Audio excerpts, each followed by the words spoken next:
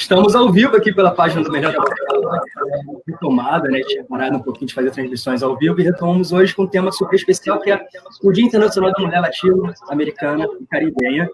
E para falar de um tema tão especial, tem um time super especial. Está aqui com a Andresa Ayala, ela é cantora, Daniela Chagas, professora pela Secretaria de Educação aqui do Estado do Rio, doutoranda em Letras Vernáculas pelo UFRJ, e a Lia Luiz Barbosa, assistente social e mestranda do programa de pós-graduação do Serviço Social, também da UFRJ.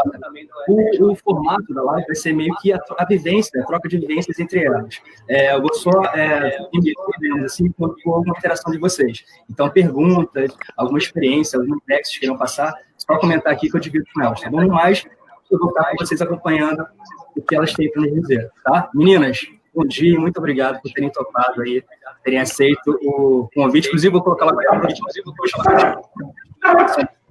Matheus, com vocês. A gente pode começar falando sobre construção de identidade?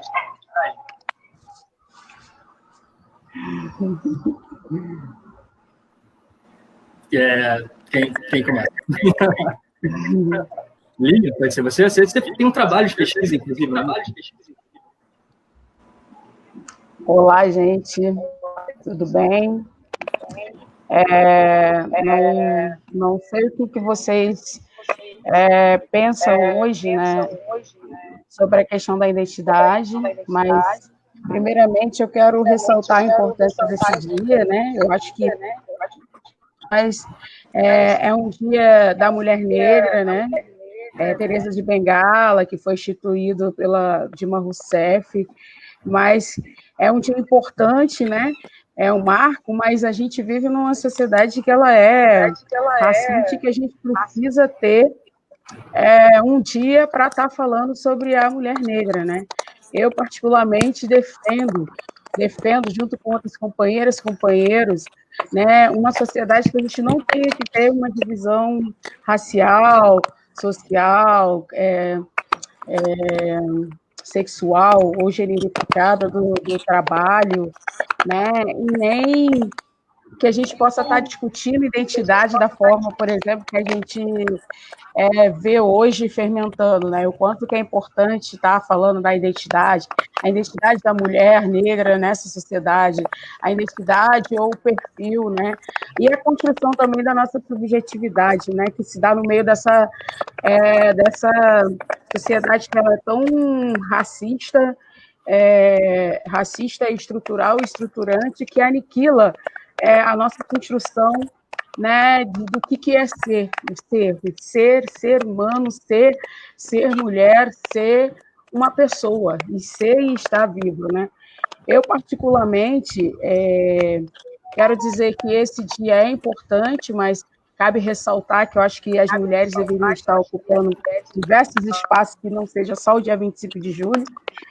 Tem lives de várias pessoas queridas acontecendo hoje, que possa acontecer lives de debates presenciais, pós-pandemias, bem a posteriores disso, que nós mulheres possamos estar falando sobre desemprego, política, conjuntura, religião e outras coisas mais.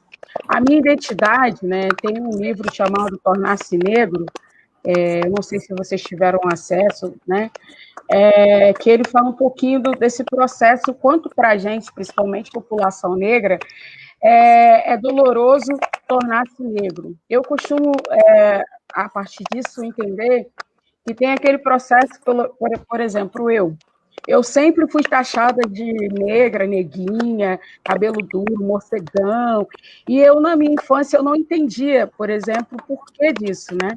O porquê que as pessoas atacavam a minha cor, o porquê que as pessoas atacavam o meu fenótipo, de maneira geral, e associavam isso uma desprovida de beleza, de não ser aceito nos espaços, né? E isso afetou a minha subjetividade bastante.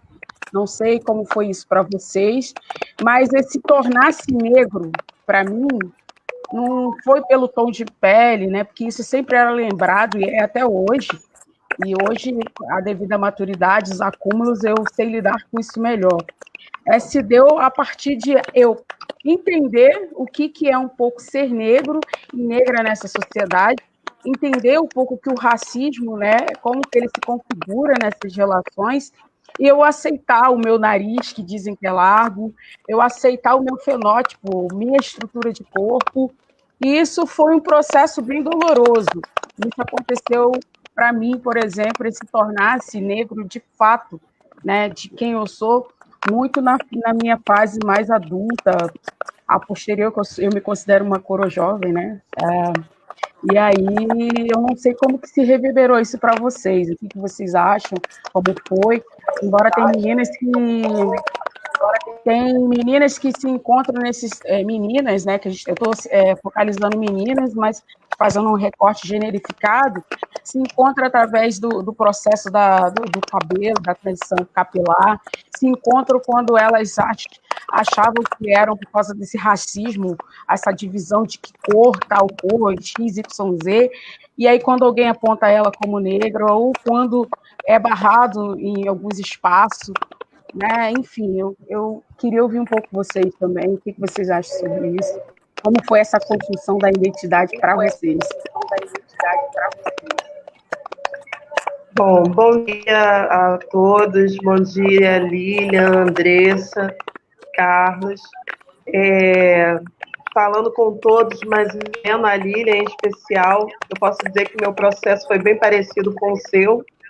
Eu também fui, não digo assumir a minha identidade negra, mas reconhecer a minha identidade como negra já na fase adulta, por essas questões da infância, de nós sofrermos racismo por conta dos traços negroides.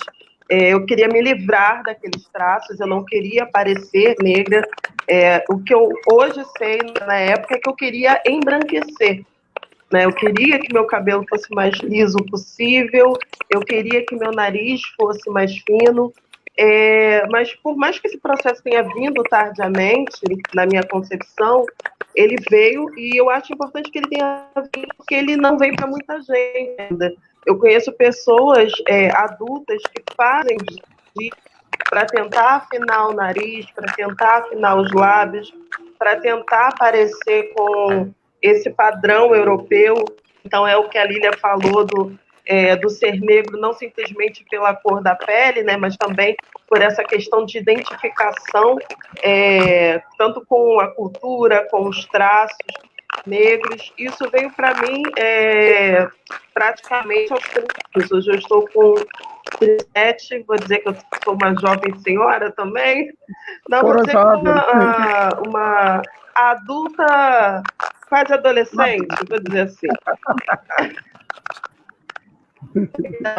Eu brinco muito com meus alunos dessa forma, e eu acredito que isso tenha muito a ver com o nosso processo de educação, né? Nós temos um processo de educação que é muito focado na Europa, é muito eurocêntrico, né? Então, quando se defende uma perspectiva que seja decolonial, que tenha foco, não que descarte, né, todo um legado que nós temos intelectual, europeu, mas que inclua também de uma maneira plural, de uma maneira universal, outras culturas, principalmente que tenham perpassado a formação da nossa identidade como país, e daí nós não temos como incluir a cultura africana, né?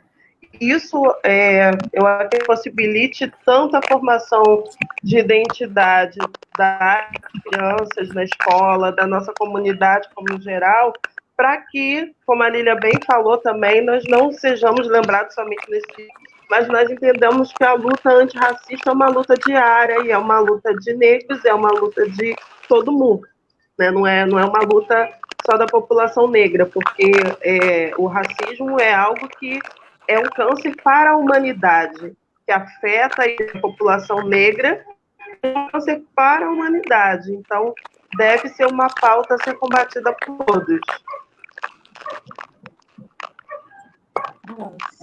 Você acrescenta algo, Andressa, seu processo... Gente, está chiando muito, não estou conseguindo ouvir vocês direito. Não sei se é aqui que está chiando. A gente te ouve bem. Vocês conseguiram me ouvir bem? Eu também estou chiando para mim, mas eu também não sei o que é. Tem um barulhinho ao fundo, Pois assim, é, como eu se fosse até uma mastigada quase. Bom, deixa eu tentar inibir aqui o microfone. Se não é. Eu acho que eu estou inibindo aqui o microfone para testar como seria, mas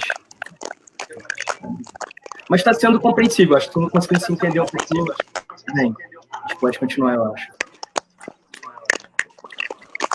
Tá. Se vocês em algum momento não estiverem conseguindo ouvir bem, vocês avisem, eu vou tentar.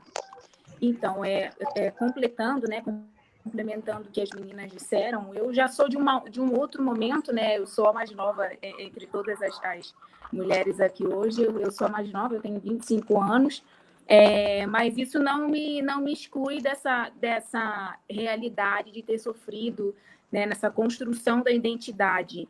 Eu me lembro, né, que assim, além de eu sofrer a questão de ser negra, né, eu sofri com a questão dos padrões físicos, né?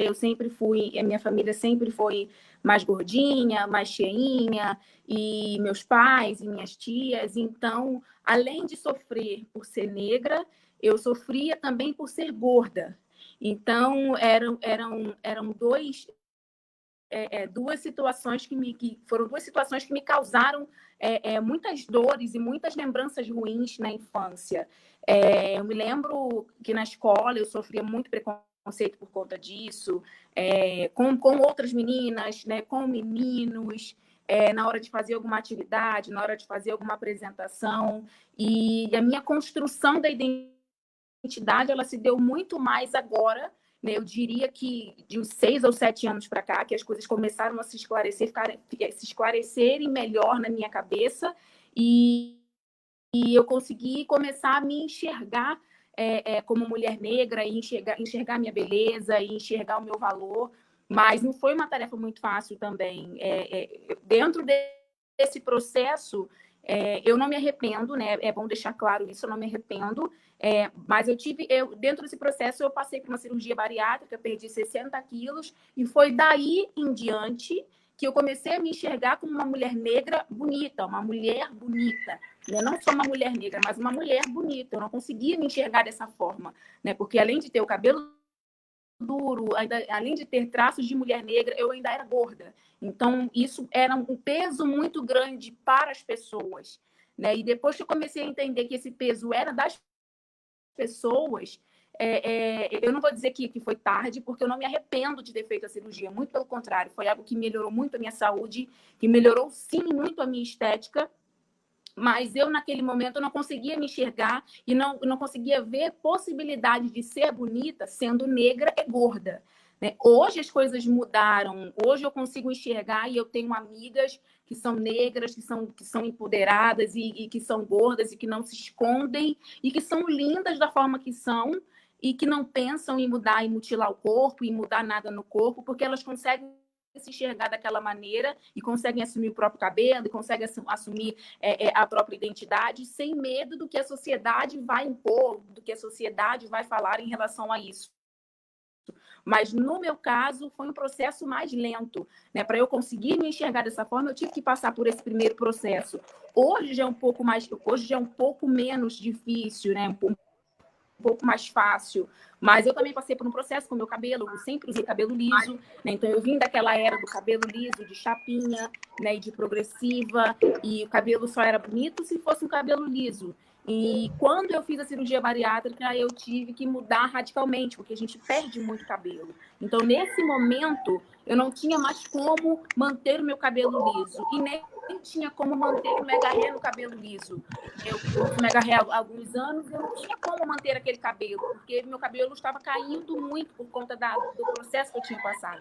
E aí eu tive que fazer, né, entrar naquele processo de transição, mas há 5 anos, 6 anos atrás, o processo de transição ainda era um monstro, né? Ainda era um fantasma ali escondido. Você ter que cortar todo o cabelo e deixar aquilo crescer novamente, né? E passar por aquele processo de se reconhecer, né? E deixar o seu cabelo natural vir. Então, nesse processo também foi algo um pouco complicado para mim, mas foi algo que eu já consigo dizer que foi um pouco menos complicado do que a questão de ser gorda e a questão de tudo que eu passei muito lá atrás, assim, há 10 anos, quando eu ainda era do ensino médio, quando eu ainda estudava na escola, né, e quando eu fui ingressar na universidade. Então, apesar de eu ter pouca idade, né, eu passei por esses processos de transformação.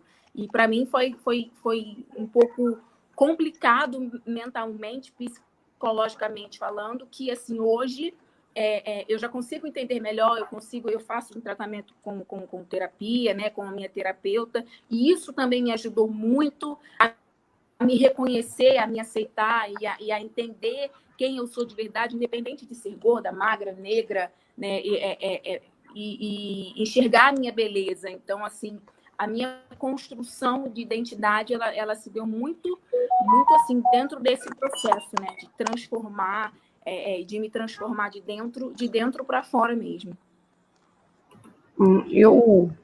Eu acredito, assim, que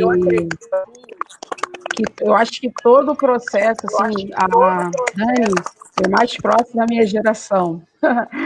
Eu acho que para lá, a gente pensar até a construção dessa identidade, a gente pensar o quanto que o racismo ele afeta a vida material, né?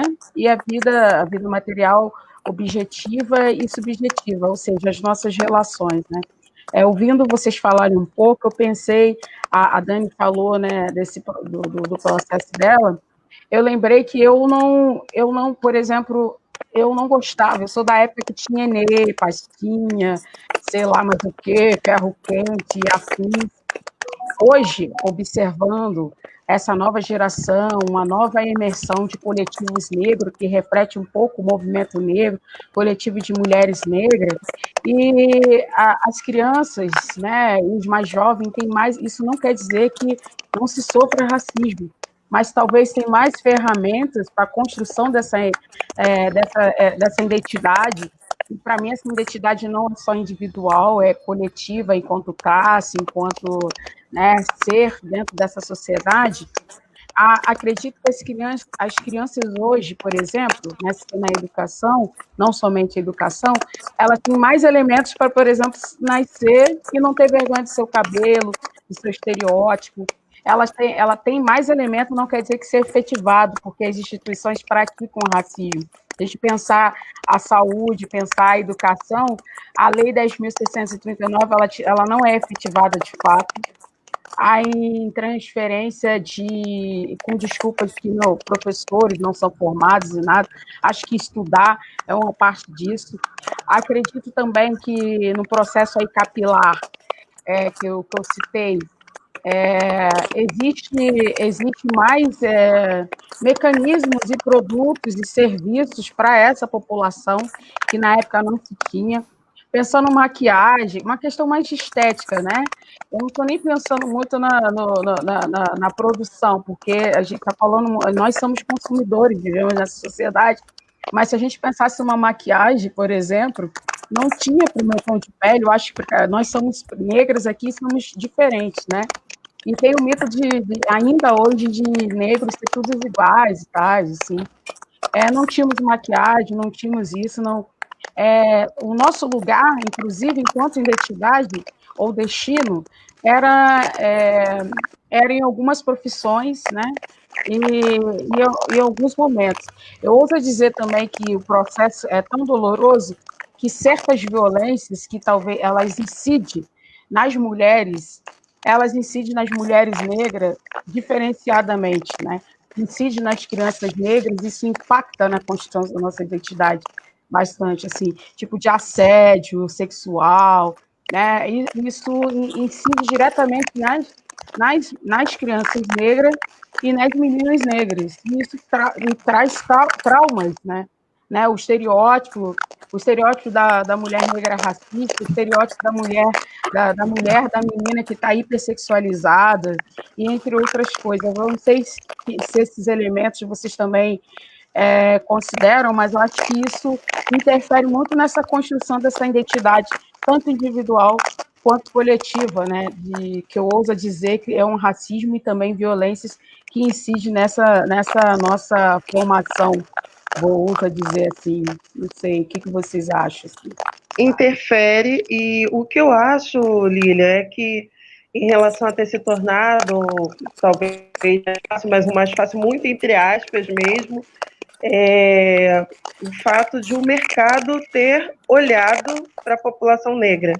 O mercado olhou e viu ali uma demanda de maquiagem para a pele negra, viu uma demanda para produtos específicos para o cabelo crespo, cacheado.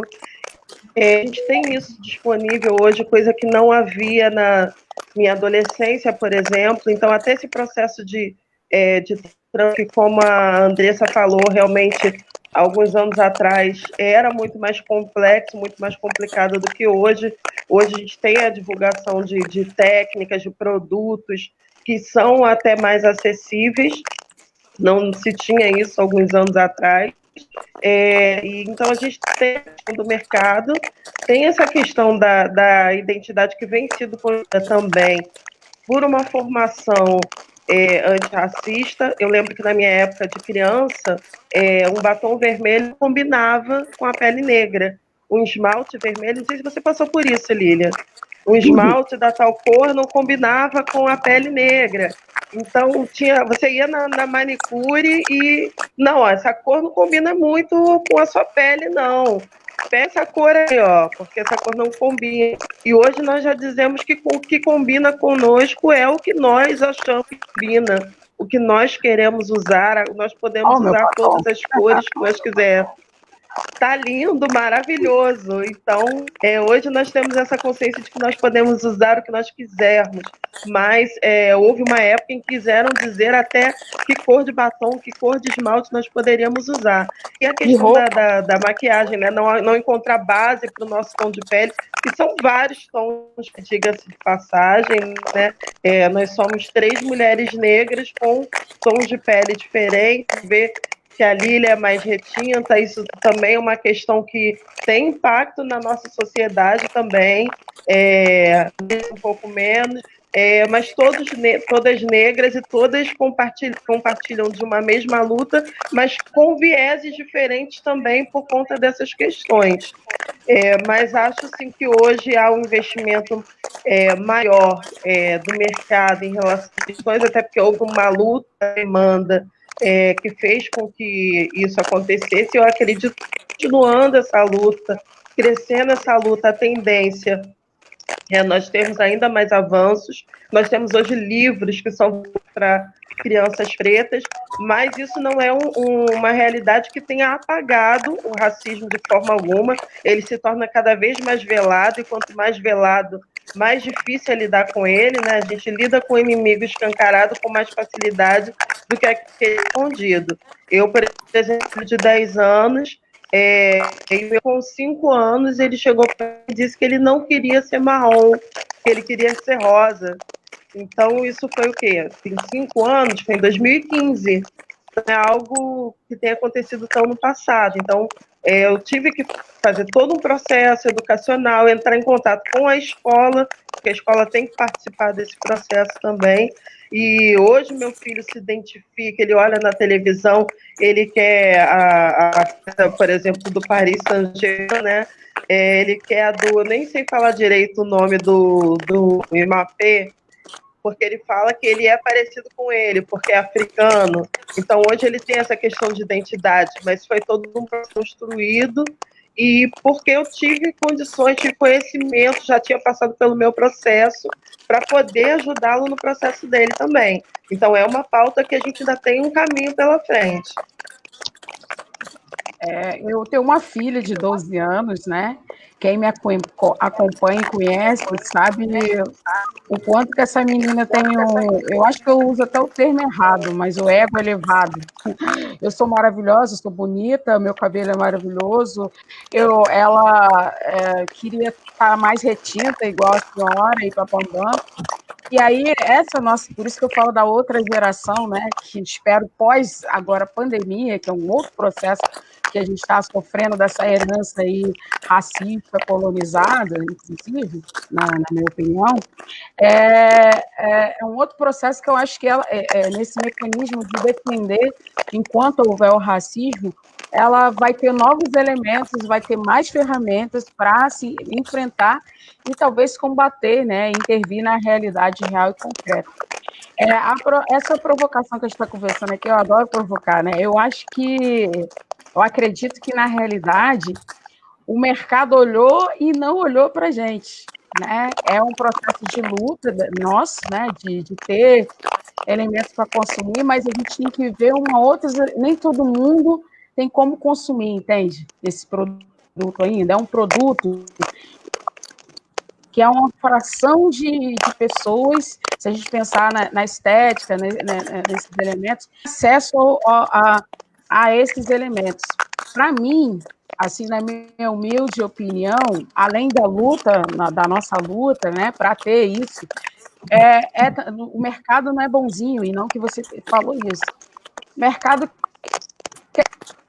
expandiu o seu capital, quer lucrar cada vez mais. E aí, com isso, nós também somos consumidores potentes para fazer e gerar mais lucro para essa galera, né? Então, na minha opinião, isso é dialético. É tanto isso, é tanto a nossa demanda histórica pedindo elementos, mas também é a expansão do capital, né? Não é à toa que hoje é politicamente correto e a galera acha legal. Eu não vou citar aqui a marca, porque eu não estou recebendo para falar nada disso. A gente tem marca de sabonete, de shampoo e desodorante, colocando lá diversas mulheres múltiplas, e a gente fala, que legal. Ou a gente vê diversas marcas também colocando uma mulher branca, ou transvestindo, ou uma mulher branca, ou uma mulher negra virando branca, e a gente identifica que aquilo é racismo, assim, não é à toa. A gente tem uma sociedade contraditória, assim, que aí eu acho que isso tem a ver um pouco com que é uma das talvez temas que a gente está tratando do racismo, né, do racismo estrutural e como que ele incide e é consonante com as políticas liberais, como que ele incide nessa sociedade capitalista, como ele reverbera e desdobra-se nas instituições, né? Que aí tem pensadores, né, que estudam racismo institucional, ele incide na escola. Eu não sei, você é professora, eu não lembro, Dani, eu não sei se é do ensino fundamental, ou do ensino médio, ou superior, mas a gente tem um número muito baixo. Dos três. Dos três, né? Que maravilha. A gente tem um número muito baixo, né, de professoras, por exemplo, mulheres negras no ensino fundamental, né? Até mesmo, né, na categoria de educação, assim como no ensino médio, é cerca de 4,4%, e no ensino superior, pensando, nós somos 16%. Se a gente pensar que, então, na totalidade, somos 54 milhões, né, de pessoas negras, considerando pretos e pardos, e se a gente colocar que, enquanto mulheres, nós somos cerca de 28% dessa população, somos mais de 60 milhões de mulheres, e a gente não está bem colocada, a nossa identidade está sendo destruída, os nossos... embora nós somos exceções à regra, somos exceções, a gente tem uma realidade da situação real e concreta das mulheres que é muito fruto do racismo estrutural, fruto dessa violência que vai desde simbólica, que atinge a nossa identidade, que amputa a nossa subjetividade, que diz que faz com que a gente entre num padrão, assim como ceifa nossas vidas, nossa parte do nosso corpo. A gente ceifa pela estética, a gente ceifa pela violência estatal, e ceifa por solidões, caminhos, ceifa para a inserção no mercado de trabalho, para acessar políticas públicas, para acessar direitos socialmente construídos com muitos dos nossos, assim. Para mim, por isso que eu, na minha humilde opinião, que ainda posso mudar, o conhecimento também ele não é fechado, né? a identidade, ela é, para além de ser individual, para além desses debates que a gente está aqui, ela também é coletiva e incide num processo de consciência, por exemplo, para uma luta antirracista. Uma luta antirracista Sim, que... inclusive, em relação a fechar em relação ao que você colocou da escola, eu trabalho em uma escola com ensino fundamental, em que entre os professores do ensino fundamental, uma escola pública na Baixada Fluminense, em Nova Iguaçu, não é uma escola na zona sul do Rio de Janeiro, em Nova Iguaçu. Eu sou uma das pouquíssimas professoras, eu diria que no que eu trabalho, a única professora lida como negra, porque ainda tem essa questão de quem é lido como negro e de quem não é lido como negro. Eu lembro de ter comentado com uma coordenadora falando: você já reparou que eu sou a única professora nesse turno que é vista como negra? Ela: não, mas tem fulano, tem esse, tem aquele outro. Aí eu falei: mas será que os alunos leem esses fulano negros? E aí parou para pensar, ela comentou: olha, eu acho que, pensando bem, até o próprio aluno não se lê como negro, ele mesmo não se lê como negro, que dirá os alunos, né? E em relação ao ensino superior, isso se acentua ainda mais.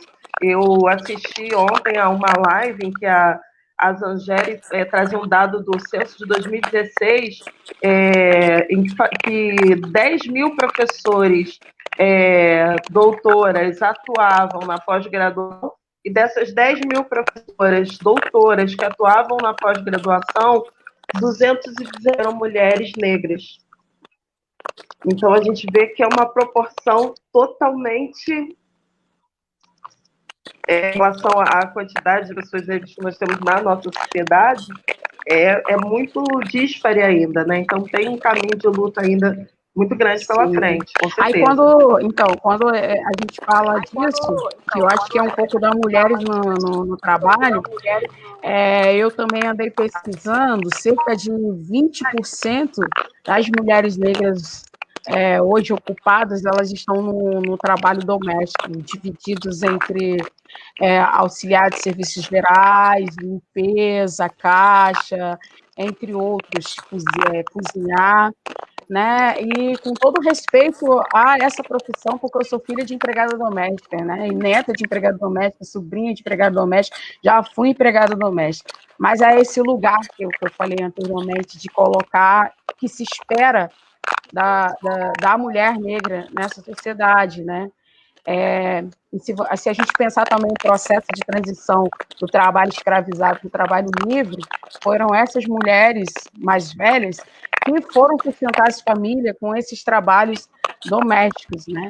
Mas também esperavam também que a gente não fosse chegar a 54% da população, né?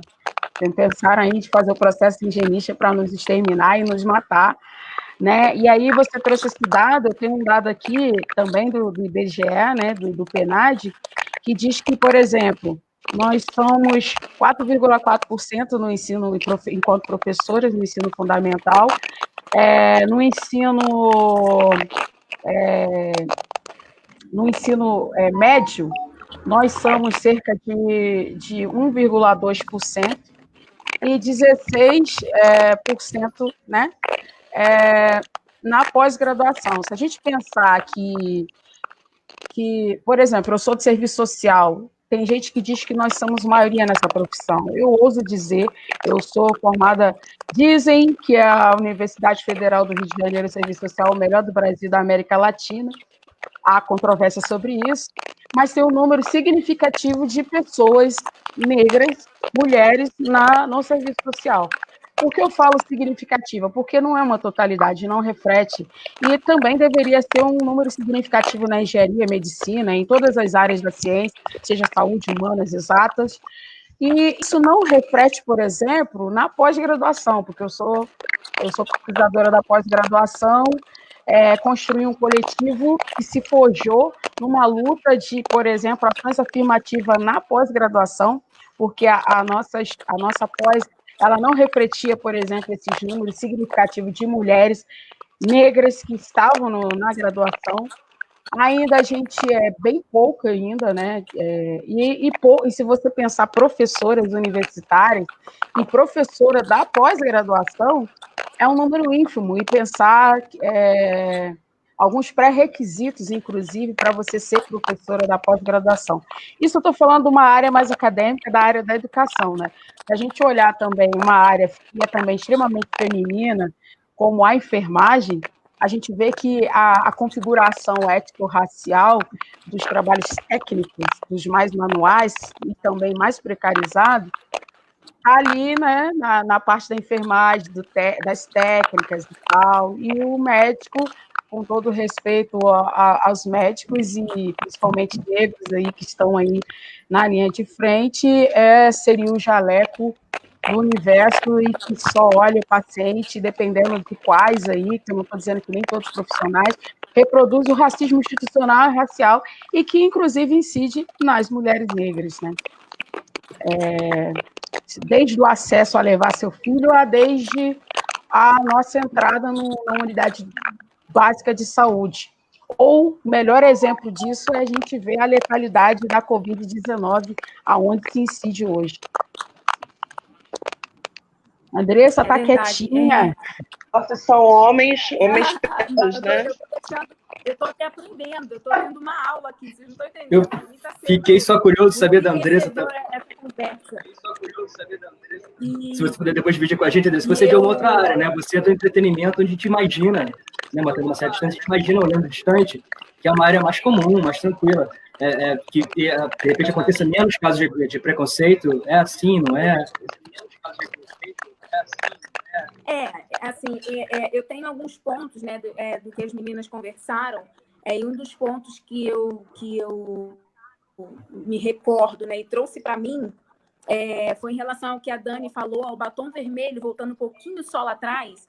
Hoje eu tenho 25 anos e tem mais ou menos um mês que eu usei meu primeiro batom vermelho, mas assim, não é vinho, é um batom vermelho, igual o seu, Dani. Então, assim, vermelho aberto, bonito, porque eu sempre tive medo, né? Eu ainda tinha na cabeça aquela coisa de que só mulheres brancas, só mulheres com cores, né? Mulheres claras, brancas, ficavam bonitas de batom vermelho. E eu fui fazer um ensaio fotográfico para uma marca, e um ensaio fotográfico com uma maquiadora, né, relacionado ao meu trabalho, e a maquiagem que ela fez em mim, ela disse: por que você não coloca um batom vermelho? E eu pensei 2 vezes naquilo, eu vou colocar um batom vermelho, não, ficou horrível. E quando ela colocou aquele batom vermelho, eu me reconheci como uma outra mulher. Então, assim, eu amei tanto que eu, no dia seguinte, eu queria comprar uma coleção de batom vermelho, coisas que eu não tinha. Uma coisa que eu não tinha, não enxergava a possibilidade de ser bonita usando um batom vermelho. Então, foi mais um paradigma que eu consegui quebrar, enxergando isso muito em outras mulheres, né? Então, assim, e sobre a questão da representatividade também. Tem primas, né? Primas que são na faixa etária de 12, 13 anos, quando vocês citaram a questão dos filhos, etc. Tem primas que têm essa idade e, assim, hoje, elas já se enxergam muito como mulheres negras, assim, elas querem mesmo assumir o cabelo. Quanto mais alto o cabelo mais bonitas elas se acham, e elas usam batom vermelho mesmo. Eu tenho uma prima chamada Vitória que assim, a gente tem que puxar ela, porque ela vai embora e ela se acha, sabe, maravilhosa. E tem vezes que a gente tem que dar uma puxada nela, falar: calma aí, que você está muito novinha ainda, vamos aqui estudar um pouquinho isso aqui, te controlar. Mas assim, ela já é 100% segura de si, ela se acha linda do jeito que ela usa mesmo, e ela sai mesmo, e não tem ninguém que fale ao contrário. E ela é bem retinta, sabe? E ela não se esconde de nada, não se esconde de ninguém, não deixa ninguém falar nada em relação à cor dela, em relação ao cabelo dela. E sobre essa parte sobre essa parte que vocês falam da educação, eu trabalhei, né, antes de viver de música, que é o que eu vivo hoje, eu me formei em recursos humanos e trabalhei na faculdade em que eu me formei, né? trabalhei na Uniabel de Belford Roxo por alguns anos, e eu era eu era atendente de telemarketing no Uniabel de Belford Roxo. Então, eu trabalhava até às 14 horas, de 8 às 14, e depois desse horário eu ficava lá, fazendo os meus trabalhos, as minhas atividades, e à noite eu fazia faculdade. E eu era bolsista da universidade, porque eu trabalhava na universidade, então eu poderia, eu tinha direito a uma bolsa para algum curso. E eu escolhi recursos humanos, mas dentro da própria faculdade a gente tinha outros cursos. E quando a Lilian falou em relação à parte da enfermagem, e a parte mesmo acadêmica dos professores, né, docentes, toda essa parte, eu não consigo me lembrar de isso tem pouco tempo. Isso deve ter... Eu tenho 4 anos de formada. Eu não consigo me lembrar, me recordar de nenhum professor negro. Eu não tive nem... Eu não estou falando qualidade, como a Daniela falou, de estudar na Zona Sul e não enxergar e não encontrar nenhum professor negro. Estou falando de Belford Roxo. Eu não tinha professores negros, não tinha ninguém negro dando aula na minha sala. No meu curso, que era um curso tecnológico de recursos humanos. E se no meu curso não tinha nenhum professor negro, que dirá num curso de enfermagem. Né? Além de não ter professores, por eu trabalhar na faculdade, eu vi que não tinha muitos alunos em outros cursos. Quanto maior o tempo do curso, quanto mais caro aquele curso fosse, né? Porque era uma faculdade particular. Então, assim, curso de enfermagem, curso de educação física, bacharel e licenciatura. Quanto mais caros os cursos eram naquela época, menos negros tinham na sala de aula. Né? Então, assim, eu não conseguia realmente, há 4, 5 anos atrás, enxergar nem professores e nem alunos estudando nessa faculdade sendo negros. Então, realmente é um racismo que existe ainda, é uma dificuldade que não está só no ensino fundamental, não está só no ensino médio, ainda está ainda assim dentro da faculdade, dentro da universidade, dentro da pós-graduação, tanto para professores quanto para alunos. Em relação à minha área mesmo de atuação hoje, né, que é a música, a gente vê muitos cantores, muitos artistas negros hoje. Hoje nem se compara. Né? No pagode, no samba, a gente encontra muitas referências. Né? Eu posso dizer que eu tenho como referência muitos cantores, muitos artistas negros que eu enxergo assim, como referência mesmo dentro da música. Mas são pessoas mais antigas, né? A gente pode falar de Dona Ivone Lara, a gente pode falar, trazendo um pouquinho mais para cá, a gente tem o Péricles, a gente tem Tiaguinha, que são, sabe, homens negros e que mostram ali que que têm êxito no que fazem, mas ainda é muito difícil para a gente. Eu participei do The Voice Brasil 2018, né? E na minha edição do The Voice, eu podia contar nos dedos a quantidade de pessoas negras participando comigo do reality show. Né? Então, assim, o reality de música, onde você avalia, o principal é música, é voz, mas a gente pode se dizer que não é. A gente que vive essa realidade, a gente consegue enxergar que eles não avaliam, a maioria das pessoas não avaliam só a sua voz, elas avaliam sim a sua cor, avaliam sim a sua estética. Então, você não consegue ver. Dentro do The Voice, uma das primeiras ganhadoras, que foi a Ellen Oléria, que foi que ganhou a primeira edição do The Voice, ela foi uma mulher negra que ganhou a primeira edição do The Voice, mas de lá para cá você vê que as coisas foram mudando, né? E eu tenho um amigo que é o Kevin, ele é africano mesmo, né? Ele participou, ele tinha o Kevin e tinha o outro, o Gibson Pierre, também eram dois africanos, eles não eram brasileiros, eles moram no Brasil há muitos anos e participaram da mesma edição que eu. O Gibson não chegou muito longe da competição, mas o Kevin foi finalista do time do Carlinhos Brown. E assim, a gente via que a performance do Kevin era incrível, né? Além de cantar muito bem, ele dança muito, ele é totalmente pronto, um artista pronto, mas que a gente conseguia enxergar que lá naquela final ele era o único negro, né, de todos os times, e infelizmente não conseguiu levar a vitória. Então, tem coisas ainda muito camufladas, não só nas outras profissões, nas outras áreas, mas na área artística também, tem muitas coisas camufladas. Né? Você deixa de ganhar oportunidades por conta da sua cor, sim. Você deixa de ganhar oportunidades e deixa de assumir papéis, deixa de assumir cargos, deixa de assumir muitos lugares ainda por conta desse racismo, né? Quando as pessoas enxergarem você, mas não enxergarem você como bom o suficiente para assumir aquilo. Então, na música também ainda não é tão diferente.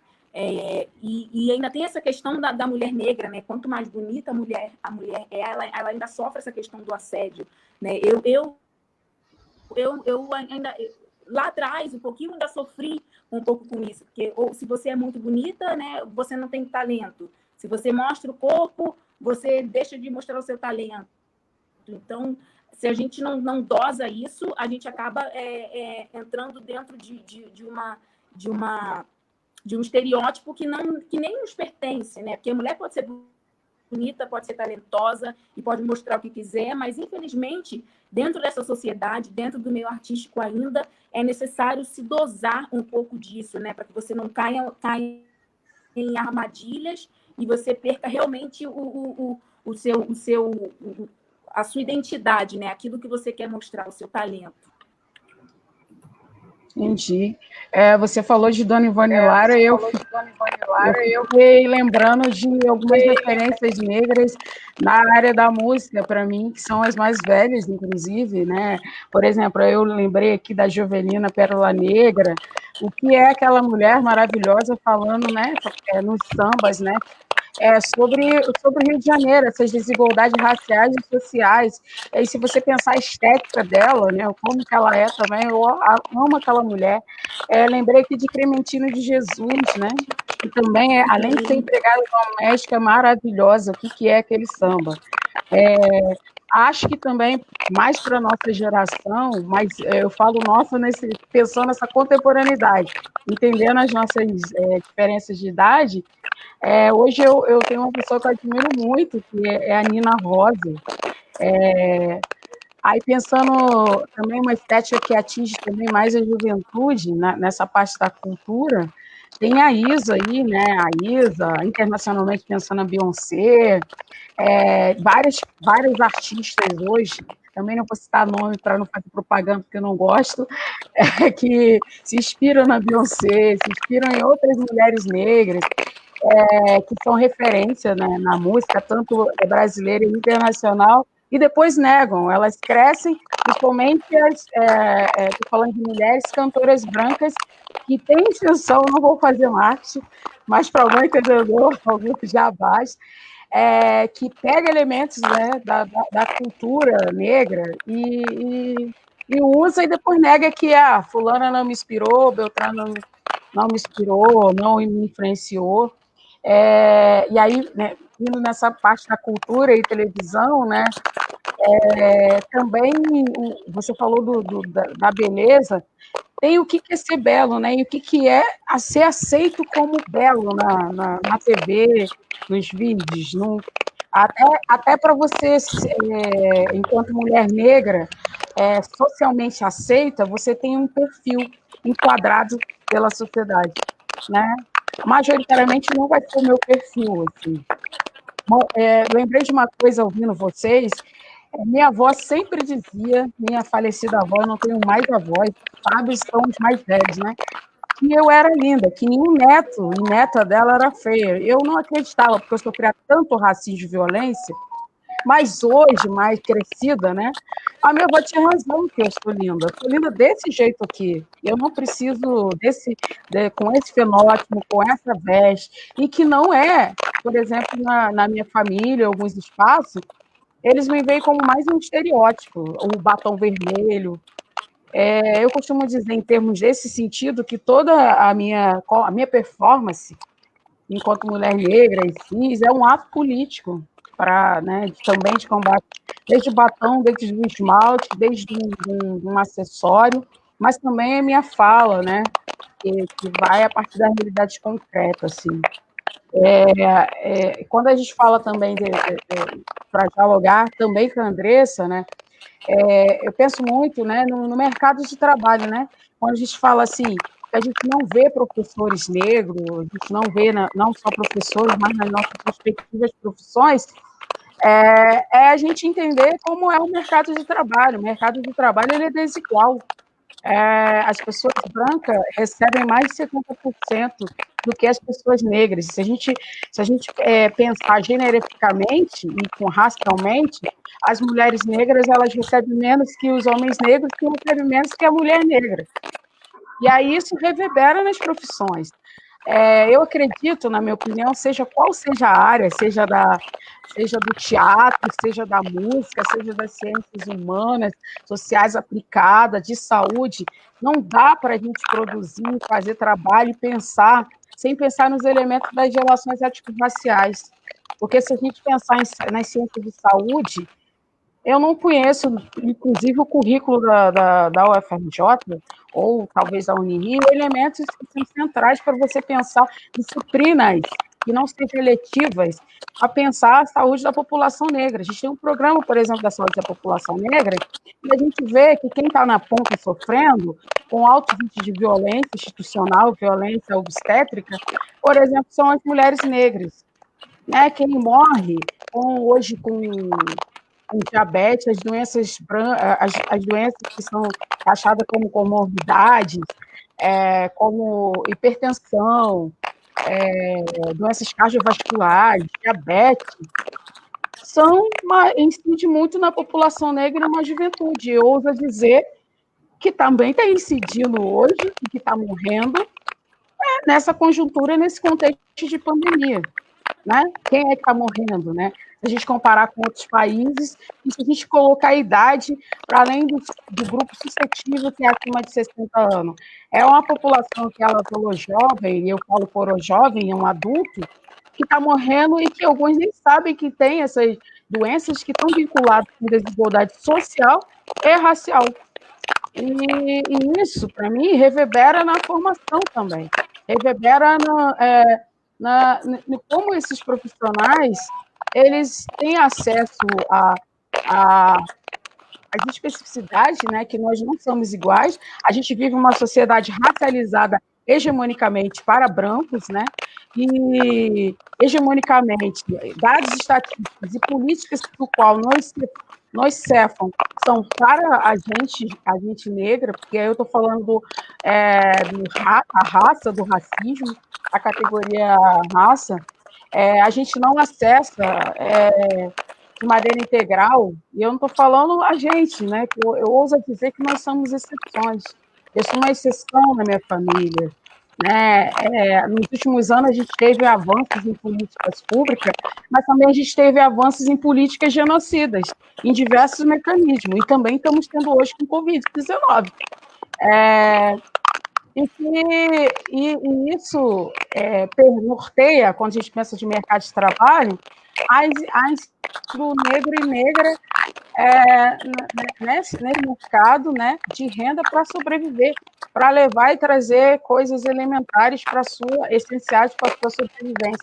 E que no artigo, por exemplo, 6º diz que nós temos direito à saúde, educação, previdência, segurança, a infância e a maternidade. Mas se você olhar o índice de mortalidade entre as mulheres, ela incide nas mulheres negras, a mortalidade infantil nas crianças negras, e isso reverbera no racismo.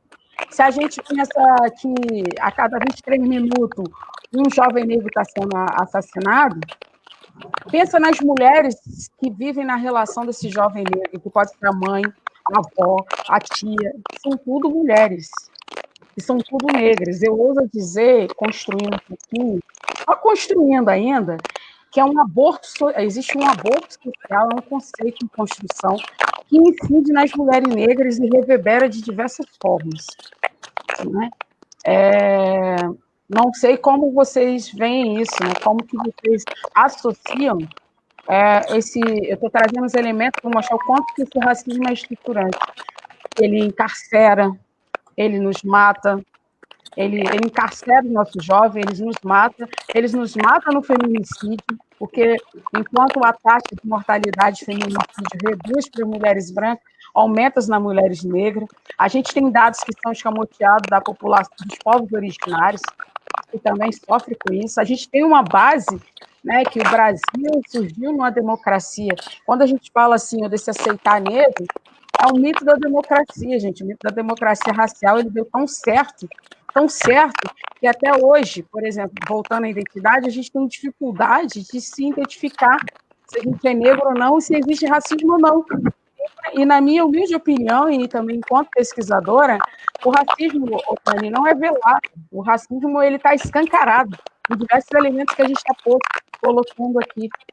Eu acho que existe já acabou a era da gente dizer que no Brasil existe um racismo cordial, ele é velado, ele está aí nas estatísticas. Se você perguntar seus alunos mais velhos, né, por exemplo, ou nos seus espaços, se eles são racistas, eles vão dizer que não, a maioria, ou vai dizer que se o Brasil é racista, vão dizer que é, mas vão negar que não são. Eu vi recentemente um teste, acho que Regina Casé trouxe, sobre o privilégio.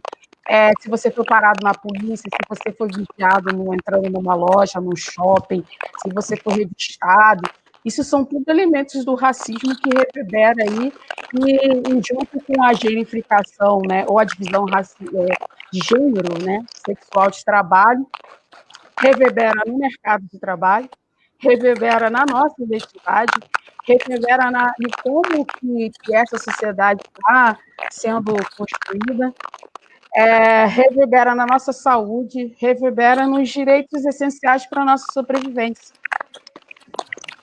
Hoje existe um genocídio em curso, tanto na nossos jovens, quanto na gente, nós mulheres. Nós estamos aqui, mas talvez a gente pode sair a ser violentada, ou estar desempregado. Então, esse racismo lado, Lília, eu acredito que a gente ainda tem essa manifestação. É claro que a gente tem um racismo estrutural, um racismo epistemológico estruturado na nossa sociedade, mas acredito, não sou pesquisadora na área de ciências sociais, mas observo que o racismo ele ainda é velado em alguns pontos, o que faz com que brancas, por exemplo, pessoas não negras, não enxergam esse racismo em determinadas situações. É óbvio que a gente tem o racismo negro, a gente tem a disparidade em relação a salários, mas ao frequentar determinados ambientes que não são lidos como ambientes em que o negro é aceito, é benquisto, é recebido, esse racismo ele não se dá de uma maneira muita. Eu posso falar isso, por exemplo, por meio do ambiente acadêmico. Quando você entra no ambiente acadêmico, você tem acesso, por exemplo, à pós-graduação, a um curso de mestrado, a um curso de doutorado, por exemplo, você é uma guia, isso já é algo muito escancarado, e por vezes você vê o tratamento diferenciado ali dentro daquele ambiente, e isso não acontece de forma aberta, isso não acontece de uma maneira transparente, mas às vezes amigos não estão ao seu lado não percebem a forma diferente como você é tratada por ser negra. Então, velado que eu digo é nesse sentido, velado no sentido de de perceber também por pessoas mais jovens. Eu tenho alunos que se deram conta da existência do racismo a partir da minha fala como pessoa negra, porque por não serem lidos como negros e não serem afetados por um racismo mais direcionado, eles não enxergavam o racismo. Então, o velado que eu quero dizer não é que ele tenta se desfazer ainda, que ele não há um escancaramento num projeto eugenista ou num projeto de genocídio, mas há determinadas situações em que ele é bem sutil. Eu, por exemplo, tive um companheiro por muitos anos, negro, que dizia para mim que não acreditava no racismo, que ele não via racismo, ele nunca tinha sofrido racismo. E eu demorei um pouco para entender o que estava querendo dizer com o fato de ele sofrer racismo. Eu reclamava do racismo o tempo todo e ele dizia que não sofria racismo. E aí eu parei para pensar que Ele não gostava, por exemplo, de ir a alguns restaurantes em determinados bairros comigo, ele não gostava de frequentar determinados lugares comigo. Ele é eletrotécnico e ele chegava de uniforme na casa das pessoas para atendê-las. Então, as pessoas entendiam que ele estava prestando um papel que era o lugar dele. E há uma diferença entre eu chegar como uma professora substituta em uma universidade federal, onde não há essas mulheres negras como a gente vinha falando. Então, para mim, esse racismo também se manifesta nisso, no fato de, no espaço dele, ele se aceita, ele sentir que não há racismo, as pessoas tratarem bem, mas tratam bem por quê? Tratam bem porque enxergam que ele está no lugar em que o negro deve estar. Então, a partir do momento que você não está naquele lugar que é feito para você, socialmente, por um determinado grupo social, aí isso já começa a se mostrar de uma maneira mais clara. Mas, óbvio, que a gente tem observado, principalmente nos últimos anos, com o avanço de determinados pensamentos, de determinadas políticas, a gente tem visto, sim, que o racismo é cada vez mais escancarado, as pessoas têm cada vez menos vergonha de declararem, de exalarem todo o seu pensamento racista, todo o seu preconceito, e isso é muito preocupante, e é preciso estar de frente a isso. Outro momento em que eu acho que a gente às vezes não percebe, a gente não, né? Porque eu falo a gente, né? E eu sei que nós percebemos, mas muita gente não percebe o racismo em determinadas questões. Você falou, por exemplo, da população que está morrendo com Covid, a maioria dessa população é negra. Isso tem um motivo. A maioria da população que não pôde, por exemplo, fazer um isolamento, estava ali nas funções consideradas essenciais, é negra. A maioria da população que não tem acesso ao saneamento básico, não tem acesso à água, não tem as condições de higiene, condições para se proteger diante dessa pandemia, é também negra. Nós temos também as comunidades quilombolas, que aí é outra questão a se discutir, né? A gente vive num país em que se fala em reuniões, por exemplo, ministeriais, que se odeia a expressão indígena, né, povo quilombola, né, não existe essa de povo quilombola, povo indígena, existe povo brasileiro. O povo brasileiro é tratado todo de uma maneira igual? Não, né? Enquanto não é tratado, a gente tem que falar sim de povo quilombola, tem que falar sim de povo indígena, e a gente viu que esses povos quilombolas indígenas tiveram negados o acesso a determinados recursos, como água, alimentação e outros recursos que poderiam ajudar na subsistência desses grupos durante a pandemia. Então, esses grupos ficam mais suscetíveis à morte também. Até o reconhecimento, a gente estava falando de idade, né, no início, até o reconhecimento dessas comunidades é algo muito complicado. Eu trabalho na minha pesquisa de doutorado com comunidades quilombolas e eu vejo que a certificação dessas comunidades passa por um processo muito complexo que demora muitos anos e não se realiza, não se concretiza, às vezes, por questões políticas, por desinteresse, por racismo também, que, na minha opinião, acaba sendo escancarado, para você pode ser escancarado, mas pode ser velado, porque as pessoas podem dizer, não, mas é assim que funciona a máquina pública, não, é porque é a burocracia, mas não, é o racismo, é não querer dar titulação da terra ali quilombola, porque primeiro eles têm que ser reconhecidos pela Fundação Palmares, por todo uma ação com aquela terra, toda uma ação cultural, o histórico de existência de quilombolas da região, mas após esse reconhecimento pela Fundação Palmares, há também que se obter a titulação da terra pelo INCRA. E eu conheço comunidades que têm já essa titulação no INCRA, já sabem que foram titulados, mas não recebem a certidão da titulação da terra. Enquanto isso, a especulação imobiliária está construindo prédios dentro do território que foi reconhecido como quilombola, mas não foi certificado, não foi titulado. Acontece o dia todo. E lideranças quilombolas também são ameaçadas, nós ouvimos casos de lideranças quilombolas que são mortas, e a gente não consegue, às vezes, né, mais uma vez eu usando o agente, mas não é agente nós, né, um agente indeterminador aqui, a gente, como sociedade, não consegue relacionar isso com o racismo propriamente dito.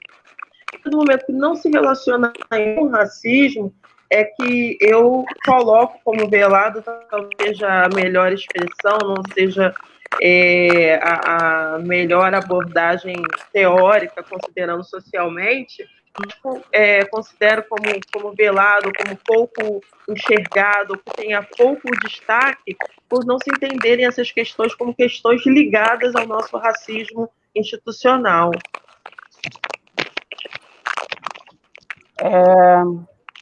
Vai falar, Andresa, eu falo muito, eu estou sendo provocada. Porque é um assunto que me interessa, que eu pesquiso, então eu estou sendo provocada, mas fala aí, senão eu vou monopolizar a fala. Não, é só uma observação mesmo que eu queria fazer sobre o que a Daniele falou, em relação a esse relacionamento que ela teve, né, com esse companheiro, que ele não enxergava o racismo, né, em determinadas situações. Eu já passei muito por situações parecidas com essa, e passo ainda hoje. Hoje, eu não moro mais em Belfort Roxo, então o lugar que eu moro é basicamente a população negra que frequenta o bairro ou bairros adjacentes, são pessoas que trabalham, né? E são pessoas que trabalham na região, que moram na região.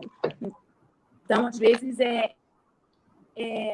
já aconteceram situações de eu chegar assim, na portaria, isso tem pouquíssimo tempo, assim, chegar na portaria do meu prédio e no lugar, todos os entregadores têm que parar ali e se identificar para poder saber para que bloco e para que apartamento vão. E eu fico parada ali, junto com os entregadores, meio que, mesmo sendo morador, às vezes enquanto na verdade eu moro ali, né? Então eu tenho que aguardar para abrirem o portão que é automático, porque tem outros entregadores ali e pode ser que eles estejam pensando que eu vá visitar alguém, que eu vá na casa de alguém e não que eu more, né, ali. E já acontecem situações também de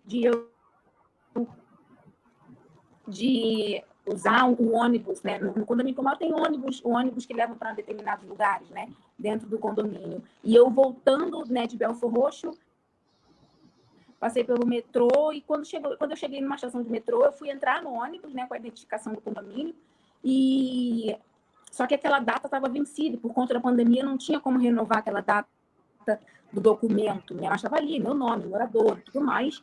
E o motorista, né, que trabalha, no caso, que é terceirizado, né, a empresa que presta serviços para o condomínio, né, esse motorista, ele se recusou, ele não quis me deixar entrar no ônibus, né, do condomínio que eu moro, que eu pago, e ele não quis deixar eu entrar. Ele disse que a primeira desculpa dele foi que meu documento estava vencido. Mas eu desacredito muito que se fosse uma outra pessoa, né, se fosse um branco querendo entrar, mesmo com o documento com 2, 3 dias vencido, ele não jamais teria feito o que fez.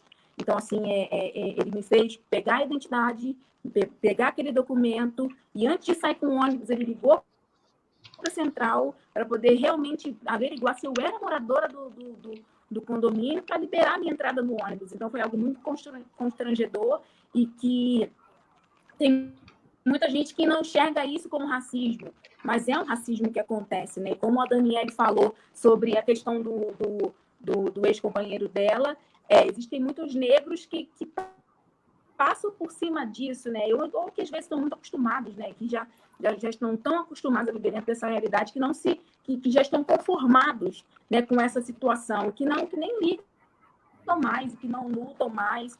E se você quiser enxergar como racismo, enxergue, mas se você quiser achar isso normal, enxergue como normal. Então, é algo realmente que acontece, e tem muita gente que não enxerga, que se recusa realmente a enxergar que sofre racismo, né? Prefere acreditar, né, numa falsa aceitação da sociedade,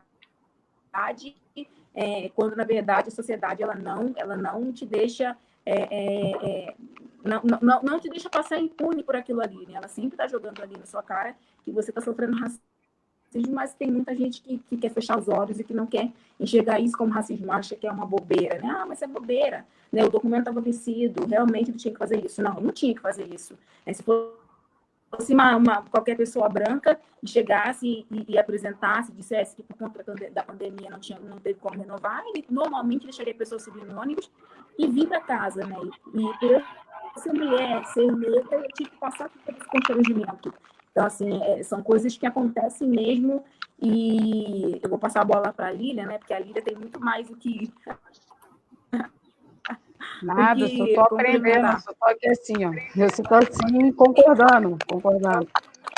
Eu só estou aprendendo, só que é um assunto que instiga. Conforme eu falei na minha fala inicialmente, nós, mulheres negras, podemos falar de racismo, mas a gente pode falar de outros diversos assuntos. Eu posso falar de economia, política, religião, da minha formação profissional, ou não, se eu vou falar de relações étnico-raciais, né? Mas o fato de eu pesquisar não quer dizer que eu sei, não. É uma troca, aí eu chego a uma conclusão, depois, então, a Dani está fazendo doutorado, ela sabe muito bem disso, como é pesquisar e depois ver, bem, não é assim, a gente tem uma hipótese. Mas, então, voltando ao assunto que Dani trouxe como provocação até, eu acho que isso tem muito a ver quando esse companheiro dela não reconhece, né, que ele é negro, tem a ver com aquilo que a gente está falando do processo da identidade, né, da formação da consciência, que eu acho que, conforme falei anterior, acho que só reforça que não é só individual, não é só uma questão externa, mas também é coletiva. Se a gente consegue compreender, aqui assim, quando eu falo que eu não acredito que é velado, mas isso é uma perspectiva da minha análise, humilde análise, mas você pode ter outra, Dani outra, e quem está nos ouvindo, outros elementos. E a gente, a escravidão moderna, né, porque eu vou, a partir de algumas leituras, né, tem gente que diz que é a mesma escravidão, é da antiguidade, outras, a escravidão moderna, ela tem um diferencial porque ela tem o elemento raça, até esse conceito de negro, de índio, foi criados agora, aqui recentemente no processo de colonização, né? O próprio Aníbal Quirrano, Silvio de Almeida, entre outros autores, fala sobre isso, esses elementos, do que é essa criação do negro, do índio, do racismo. A Igreja Católica teve um papel fundante nisso, né, do papel de uma instituição enquanto igreja para trazer esses elementos, para justificar, por exemplo, a exploração dos povos, né, que eles chamavam de bárbaros, que eram tantos os negros no continente africano, assim como os povos originários aqui na América, como uma totalidade. Mas bárbaros são eles, né, que mataram, estupraram, violentaram. Mas por que eu estou trazendo esse elemento para falar, por exemplo, do nosso irmão, da nossa irmã, ou do nosso familiar, porque eu também tenho isso na minha família, bem próximo, né, longe. Dizer que não se reconhece como negro, que no Brasil ou no outro estado não tem racismo, né? Quando eu falo que quando a gente fala que o racismo é estrutural, estruturante, a gente precisa entender que quando o capitalismo, esse modelo que a gente está hoje consolidado em outra fase, né, no seu momento histórico, ele surge, o motor do capitalismo é o racismo, né? É preciso, quem construiu o capitalismo e as nações chamadas centrais hoje, tem muito sangue indígena e sangue negro, de negras, né? Muito nessa ocupação inicial, primitiva, né, de capitais, de ouro, estavam lá os nossos mais velhos, né, sendo explorados e tal. Então, a gente tem hoje, e o racismo ele tem fases, né, assim como o capitalismo, fase monopolista, concorrencial, a gente está numa fase eu acho que está numa fase contemporânea da barbárie, acho que é isso. Mas a gente teve a fase concorrencial, assim o racismo se desdobrou, um racismo científico, né?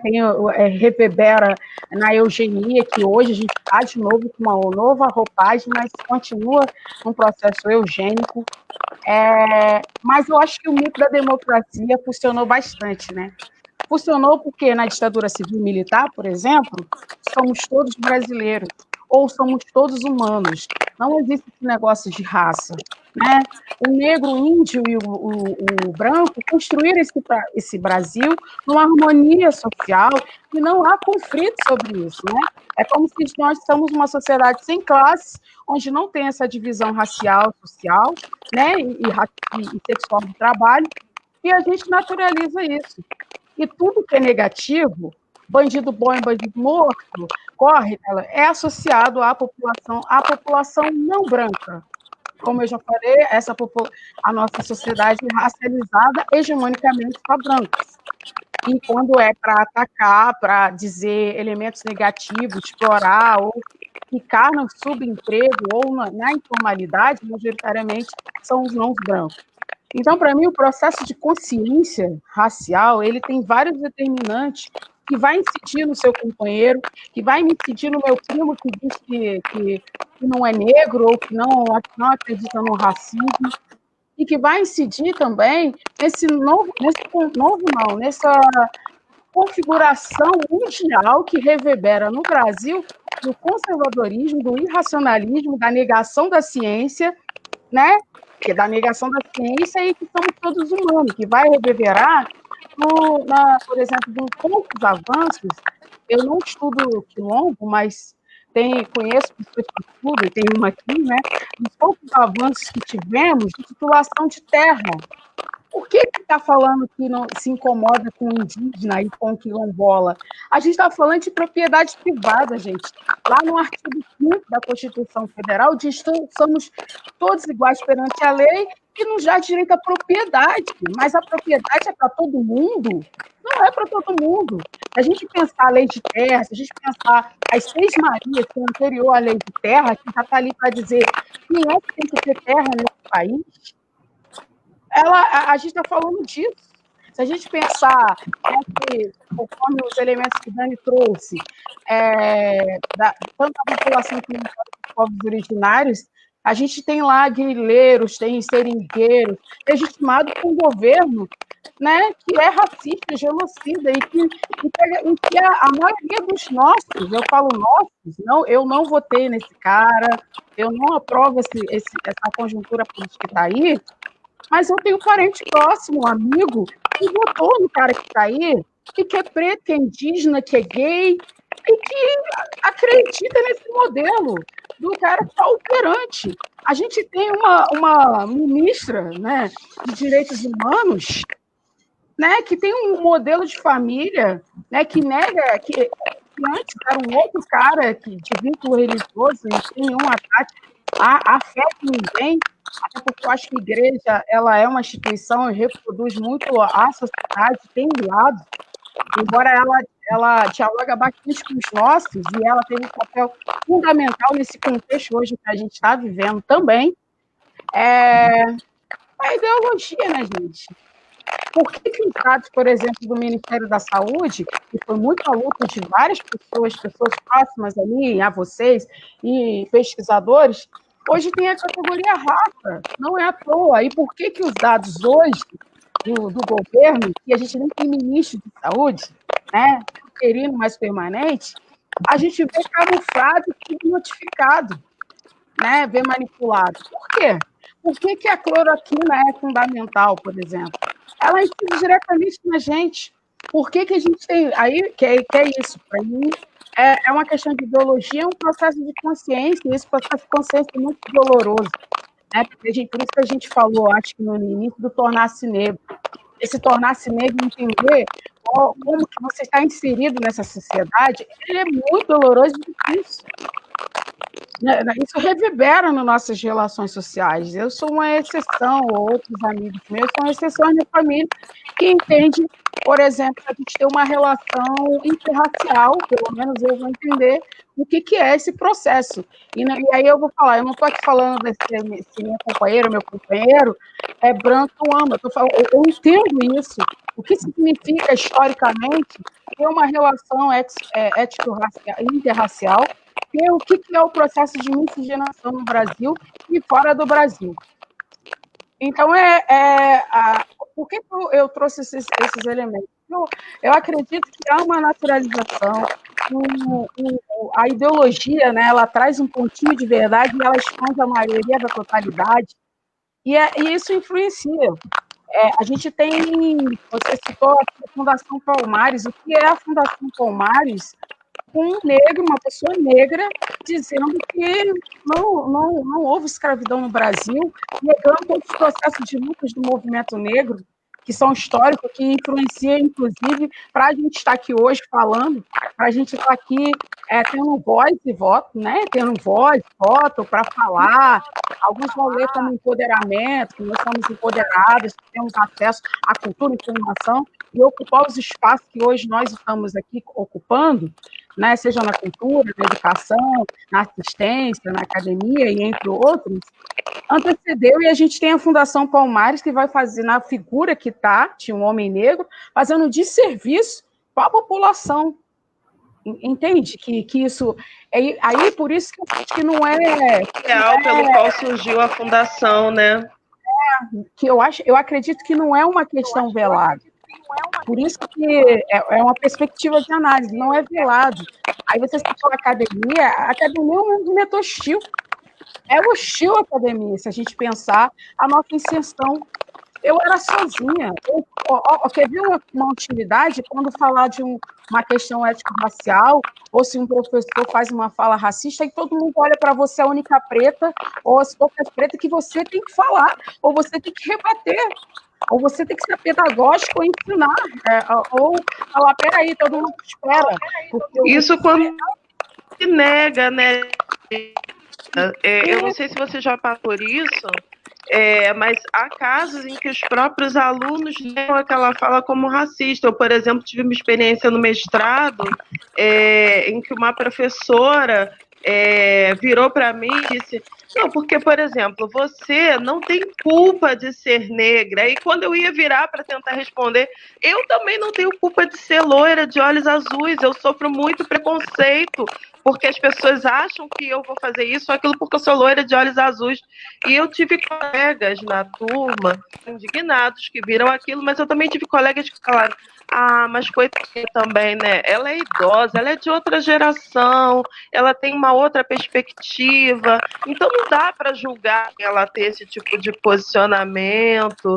Então tem isso, além de haver essa visão de que nós temos que falar como sendo os únicos afetados ali daquela violência, que é uma violência que não é só contra nós, é contra a sociedade de maneira geral. Quem não enxergue violência naquilo, quem enxergue uma questão de geração, uma questão geracional. É porque tem gente que acha que quando você reclama é mimimi, né? Que é vitimista. Sim. Quando você tem que encaixar que é racismo, que é machismo. Isso se dá na naturalização dos processos, gente. Eu acho que isso é uma construção social, nada é natural. E ser mulher nessa sociedade, né, é um processo, é uma construção social. Né? É uma construção social ser mulher negra, né? É uma construção social. Ser uma mulher cis, ser uma mulher trans, ser homem, é uma construção social. Isso não é naturalizado, não é sempre assim. Por isso que eu acredito que, assim, eu acabei de olhar aqui do lado de um comentário, né? Que alguém perguntou rapidinho, eu acho que futuramente a gente tende a aumentar ou reduzir o racismo.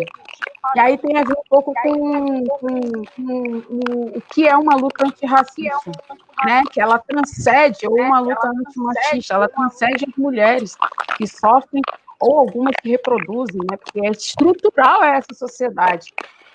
os homens ser antimachistas, fazer autocrítica e não reproduzir, mudar o seu comportamento, assim como a luta antirracista, aí pensando na academia, no exemplo que a Dani deu, é você, enquanto seus privilégios, enquanto professores e professoras não brancas, né, pensar, por exemplo, nas bancas que se constrói, como que ele se materializa, organiza suas aulas, como que, né, as suas emendas, quem são seus colegas. Quando eu citei o exemplo de só eu ter que falar sobre, porque a professora foi racista, todo mundo olha para mim, ou senão, não, é coisa da sua cabeça. Para além disso, se a professora está ali reproduzindo, o colega branco ou não negro, chega para a professora, sinaliza. E não só porque eu estou na sala de aula, porque tem gente que joga para a gente essa responsabilidade.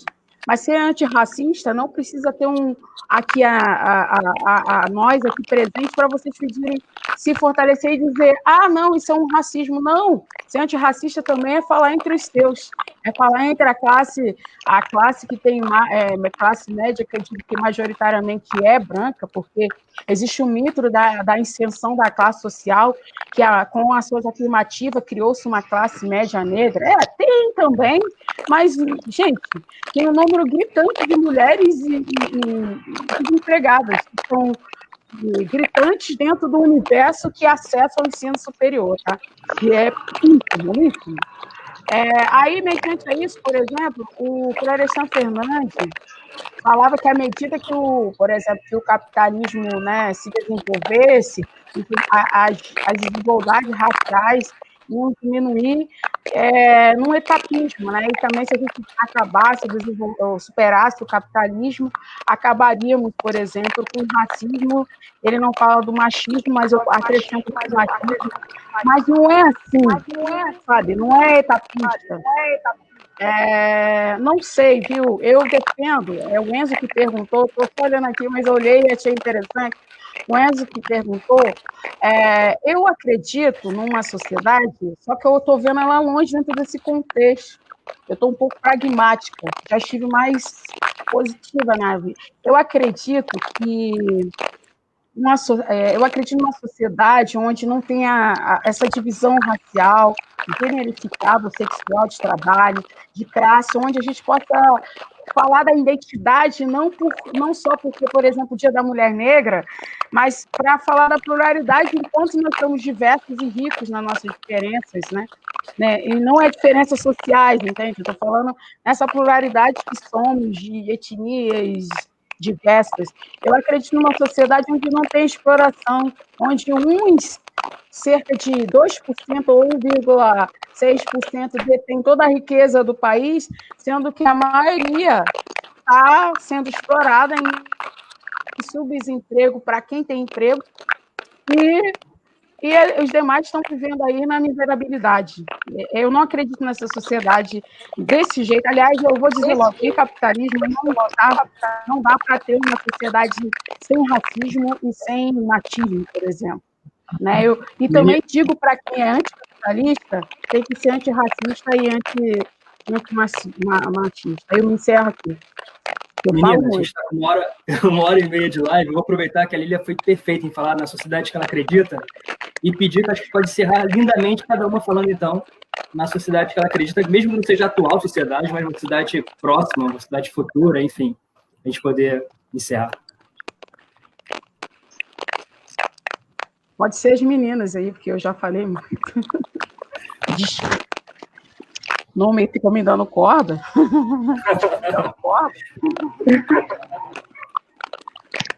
Eu não ouvi bem o que você pediu, Carlos. A Lília falou, ela um pouco pedacinho da... Claro, Andressa.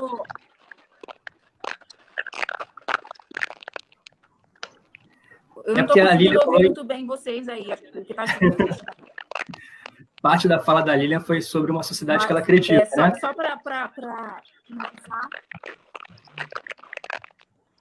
para finalizar em relação a essa pergunta, né, da sociedade que eu acredito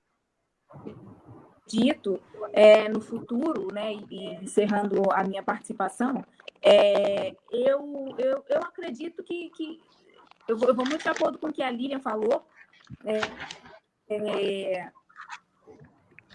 A gente ainda tem muito, né? Eu acho que, assim, em poucas palavras, nós ainda temos muito a fazer, muito a melhorar, muito a crescer, muito a conquistar e muitos paradigmas para quebrar. Mas eu já consigo enxergar, se a gente for comparar, né, com alguns anos atrás, de 10 anos para cá, pelo menos, assim, eu já consigo enxergar alguma melhoria, né, alguma representatividade, alguma possibilidade de algum dia as coisas terem um pouco mais de igualdade, né, as pessoas se enxergarem realmente com esse olhar de igualdade, independente da cor da pele, né, e deixar essa coisa do racismo. Mas eu também não acredito que o racismo ele vai ser banido da face da terra, né? Eu acho que a gente está caminhando, né, dia a dia, com muita luta para, de repente, uma melhora no futuro, mas isso também não quer dizer que a gente vai ficar livre 100% disso, né? Eu acho que para ficar livre de 100% disso, quase, na minha opinião, eu acho que é quase impossível a gente se livrar 100% disso. O que pode vir a acontecer paradigmas serem quebrados com mais facilidade, né? A gente conseguir avançar em determinadas coisas, a gente conseguir conquistar determinadas coisas que anteriormente a gente não, que nós tínhamos mais dificuldades em conquistar, em avançar, e chegar em determinados lugares, né? E ter abertura em lugares que só pessoas brancas, só pessoas com uma situação melhor conseguem conquistar, mas eu não acredito que o racismo vá ser banido, né? Que isso vá acabar. Eu acredito numa melhora, né, a médio, a longo prazo, mas não acredito que isso vá ser uma realidade da gente ter, daqui a alguns anos, né, um país sem racismo. Né, estou dizendo assim, nível Brasil, né, sem racismo. Eu acredito que isso não, infelizmente, né, é muito triste falar isso, mas eu acredito que, infelizmente, a gente ainda esteja longe de conseguir essa perfeição, muito longe de conseguir essa perfeição. Acho que para a gente conseguir conquistar isso ainda falta muito. Fechando minha participação, eu quero dizer que eu acredito sim em mudança. Acredito que essas mudanças elas são instantâneas, elas não caem no nosso colo. A nossa realidade policial, o que a gente vê hoje, tende a nos fazer acreditar que não é possível, porque nós vemos coisas cada vez mais assombrosas e inimagináveis na nossa sociedade. A gente vê o racismo cada vez mais escancarado, mas como profissional da educação, eu tenho essa perspectiva da esperança, mas da esperança luta. Ontem mesmo, uma live da diretora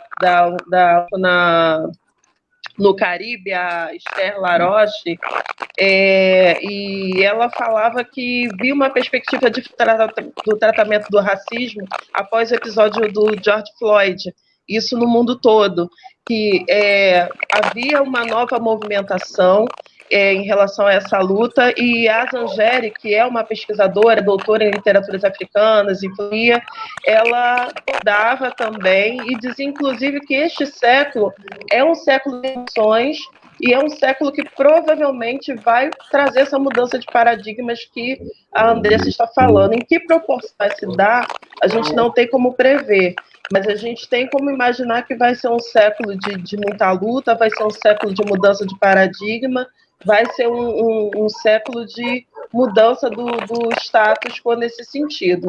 E eu quero acreditar, eu quero continuar lutando na minha trincheira, no meu fronte, que é a sala de aula, seja na educação básica, seja no ensino superior, que nós possamos ser atores desse movimento. Perfeito. Eu vou pedir para, antes de encerrar também, só para cada uma deixar, por favor, quem quiser, na verdade, as redes sociais. Você pode dizer, por favor, a sua, Andressa? Aí a gente pode acompanhar o seu trabalho. Sim, o meu Instagram é @AndressaYala. Pode falar. Estão me ouvindo? Agora o meu sim. Instagram é @AndressaYala. Facebook Andressa Yala Oficial.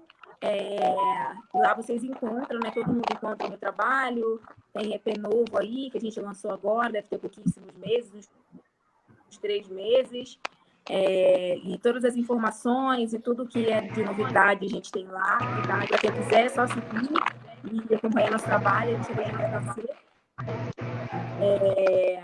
A você, Carlos, né, ao Melhor da Puxada, o convite, agradecer as meninas, dizer que foi um prazer conversar com vocês, Lila, Daniele, Carlos, e eu espero realmente que esse movimento, né, e que essa mobilização não seja realmente, como a Lília falou lá no início da live, não seja algo momentâneo, provocado por uma pandemia, mas que realmente essa mobilização, essa aproximação, né, essa importância que nós temos dado nesse momento de pandemia, de estar mais próximos, de falar sobre vários assuntos e de reunir pessoas e conversar sobre coisas importantes, continue acontecendo pós-pandemia, né? Que realmente essa pandemia, esse pós-pandemia, venha trazendo essas mudanças, essas transformações e que a gente consiga avançar, né? Enquanto mulheres, enquanto sociedade,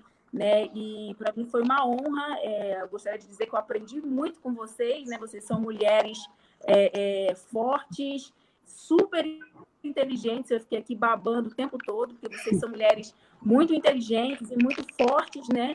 E eu só tenho 25 anos e eu espero que daqui a 10, 15 anos eu consiga alcançar pelo menos 10% dessa maturidade, né? dessa personalidade, dessa identidade que vocês me passaram hoje. Então, para mim, foi muito legal, foi muito enriquecedor e eu agradeço muito a vocês. Foi um prazer, meninas, Dani, Andressa, Carlos, Matheus, né? O Melhor da Baixada, eu agradeço o convite.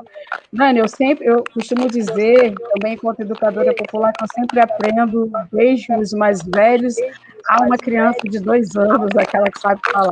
A vida Também falo isso. É uma constante aprendizado, desaprendizado, desaprender e tirar a incerteza. Então, assim, esse aprendizado que a gente teve aqui, trocas, é recíproco. Você aprendeu, nós aprendemos, eu aprendi. Eu quero finalizar mesmo a minha fala,